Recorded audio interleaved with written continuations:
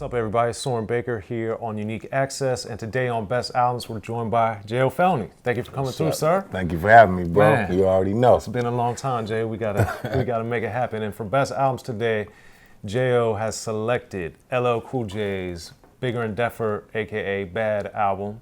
And this album came out in 1987. It's LL's second album. Of course, his first album is Radio, and LL really, set the stage with Radio, Rock the Bells, I Need a Beat, those type of records. So Jayo, before Bigger and Deffer, Bad came out, what did you feel of LL just off the Radio album, and what was going on with him then? Oh man, he came to take the title, man, off top. You know what I'm saying? I look at it like he was one of the youngest at it at his time. He was like 16 years old, something like that. Young in the game. Yeah, when he dropped that record. So to be coming out at that age and competing with the best of them at that time, you know what I'm saying? It was off the chain, And he was like what I considered as a battle rapper, you know what I mean? Somebody that could play with them words. So that was my best shit right there.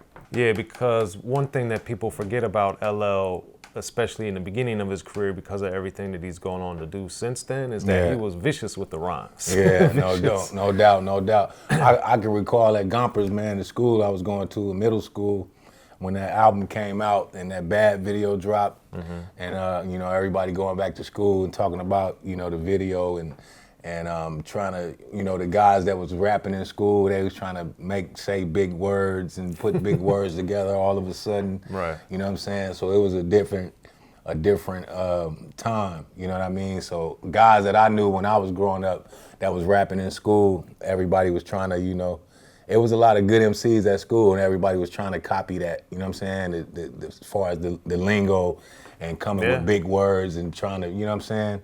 Have that swag like that. And then the I'm Bad video too, when the album came out, that was the one that really set it off. Yeah. And I just remember like how he had the head like a shark fin. Yeah, everybody's talking about they forget Oreos, eat Cool J cookies. Yeah. You know what I mean? He was spinning around in the video, he was on Swole, man, doing his thing. Yeah, and they made, that was one of the, at that time, as you know, a lot of the rap videos with I'm Bad, they were like movies. Yeah. So he made that into like some cop caper and trying to get the girl and all this other stuff. Exactly. And it was clowning. Yeah, and it was just a super, super hard record. But then of course they flipped it with the I Need Love. Yeah. So for you, loving LL before that, and of course on Radio he had the Dear Yvette, so we got a little sprinkle of what was different, He was clowning on Dear Yvette, you know what I mean? We got a little bit of what was gonna come, but then with I Need Love, like what was your, because that's kind of in the middle of the album. Yeah. What was your reaction when you heard it the first time? I mean, it was incredible, man, you know what I'm saying? Like, oh man, he got one. I seen him actually perform that record on the Apollo, and the girls is trying to take his clothes, I'll take his jacket off, and he running from him and shit. I'm like, yeah, it was off the chain, man. He had the streets and the females, you know what I mean? So it's a crazy combination, And when he dropped that record from coming from such a hardcore record and then dropping that, it's like showing, MCs, if you're a writer, man, you can accomplish whatever, you know what I'm saying? You just gotta put the pen to it and come with that subject, whatever subject you touch. Right. And make it golden, you know what I mean? And that's what he was doing. Yeah. Now flipping the script from I Need Love, he also had Kanday on there talking about a girl on the other side of the spectrum. Yeah. So when you're, and this is 87, man, they hadn't been that many songs like Kanday was at the time about girls. Yeah. So when you heard him like talking about Kanday and talking about her in a way that was much more like a sexual thing, like what did that mean to you as a kid, as somebody? I mean, it was funny to me, man, because I like, it was kind of like sometimes when, when rappers explore their imagination, it's like being a comedian, you know what I mean? So I look at those records as having some type of comedy to it, you know what I'm saying? So it's like I'm laughing at some of the shit, and then to hear the profanity in it and stuff like that as being a kid, it's like I'm sneaking listening to some of the records that I don't supposed to listen to, you know what I'm saying? So it's crazy to hear people go in different realms with their creativity, you know what I mean? So, LL was the man. He was airing them out, you know what I'm saying? When he had to, he'd come in and set the tone, man. He'd drop one of them crazy singles and it'd be a rap. You know what I'm saying? Like when he came back with the Mama Said Knock You Out record. Yeah. You know what I'm saying? That was bold. And he just shut you up with it. Like, you know what I'm saying? You think you can rap, here, listen to this. Yeah. You know what I mean? And then as far as Bigger and Deffer, he also had another great story with the Bristol Hotel. Yeah. So I just was amazed that he was rapping about like a brothel or whatever was going on at the Bristol Hotel. It was going down. In Jamaica, Queens, it was going down. In more ways than one. But that being said, speaking of the creativity to like in 87, the stories, you know, we had Houdini was telling great stories, Dana Dane was telling great stories, Run-DMC had a couple. And Slick Rick. Slick Rick was, you know. He was top notch with it. He was coming with it. But what made like the Candies and the Bristol Hotels so special to you? I mean, just the street element of it, you know what I mean? Because LL used to talk that shit, you know what I'm saying? And when he did go in, you know, I like cussing and shit, you know what I'm saying? Because I grew up on shit like Eddie Murphy and Richard Pryor, you know, and sneaking listening to those type of records. So, you know, it's like when I first got into the game of music, I heard, you know, the message when I heard them cussing at the end of it, like, get in the car, get in the goddamn car. Like, that was the first time I even actually heard somebody say a curse word on a record. You know what I'm saying? So that always intrigued me, but you know what I mean? So yeah, I put that, because you had told me that a long time ago, and I remember I put that in my book, The History of Gangster Rap. Yeah, that's and how crazy. You had told me that. So yeah, so you already know. It's so in there. You know what I'm saying? I like that type of shit. You know what I'm saying? Right. So it's always cool, man. And I remember a lot of people, like in San Diego, over there, like by my neighborhood, like in the summer when that record was out, I still remember people banging that shit. You know what I'm saying? Like it had a dope ass impact, just even on the West Coast too. And then you had the legendary Bobcat working on it from the West. You know, the LA posse. Yeah, you know what I mean? So it was off the chain, man. Yeah, and then straight up. On the street side, he had the 357 Break It On Down. Yeah. To like, you know, this was Schoolie D and Ice-T and then Eazy-E, Boys in the Hood. That the harder side of rap was starting to really come through. Yeah. But LL had it in a different type of way. Exactly. A lyrical, but still super hardcore. Exactly. And what do you think about that element of him, especially on Bigger and Deffer, shine through so much? Man, hey, I think it was set him apart from a lot of the other rappers, you know what I'm saying? And then he had the females on his team, so it was like you know, best of both worlds, you know what I'm saying? So to be that lyrical and to have that type of, you know, the whole image, you know, that he portrayed, you know what I'm saying? I mean, it was off the chain, you know what I'm saying? But like I said, it seemed like some people like even like guys like LL and Rakim, it seemed like them niggas was chosen to be rappers, you know what I'm saying? Like, yeah, man. Like that shit is crazy. Like Big Daddy Kane and guys like that back then when they was making that shit, it seemed like everybody was dope as fuck in their own way. You know what I'm saying? Like you didn't have there wasn't a lot of overlap. Yeah, like everything sounded the fucking same. You know what I'm saying? It's like one fucking record just playing forever. Like, but from different people, like they carrying on the same fucking record. That wasn't the case. It was like you loved that artist for what they did, and they had their own sound and originality. Right. And it was so much different shit at one time. Like I look at like 1988.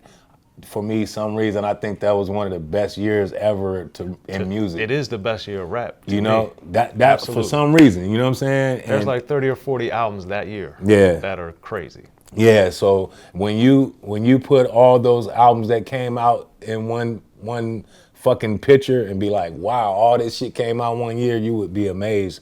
But I think that year right there, man, set the tone for hip hop for real, from all different kind of you know, different regions and different. The West was cracking, the East was cracking. It was off the chain. You know what I'm saying? Just hip hop, period. You know. And another great story that LL had tying into this creativity was stories over about My Rhyme Ain't Done. Yeah. Because he was bringing in like Mickey Mouse and he had all the cartoon characters and all that type of stuff. So for you, as somebody who's written a lot of great stories yourself, you know, looking at somebody incorporating cartoon characters and like television actors and all this different stuff into a song. Yeah. Like, how did that impact you as a writer? I mean, I used to try to do that same shit. It's like when you learning a craft, you know, you listen to the best of them and you mimic what they do. You know what I'm saying? Especially as a kid growing up in music. And, you know, I used to write raps and do the same type shit, put characters from Serial in it. But that's where you get the knowledge from to how to, you know, structure songs and things like that, listening to your best MCs and seeing how, you know, they put stories together.